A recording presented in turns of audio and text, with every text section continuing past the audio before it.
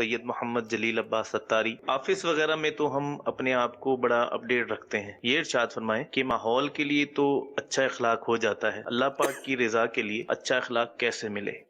Office میں، دوستوں میں تو جی جناب، یس سر، لبیک، پیچھے جا رہے ہوتے ہو. گھر میں وہ ترم خان ہوتا ہے، کوئی شیر خان ہوتا ہے، کوئی تیسمار خان ہوتا ہے. سمجھے؟ یہ تو اخلاق، اچھے اخلاق اس نیت سے اپنائے جائیں، یہ ذہن بنا کر کہ اللہ دیکھ رہا ہے. یہ دوستوں کے سامنے اچھے اخلاق ہے. چھوٹے بھائی بہنوں کے ساتھ میں تو تڑاک ایک رکھ کے دوں گا نا، یہ لینگویج.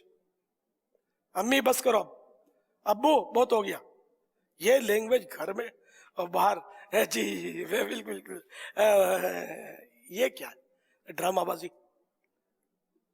اخلاق اچھے اللہ کے لیے ہونے چاہیے اور ہر جگہ ہونے چاہیے.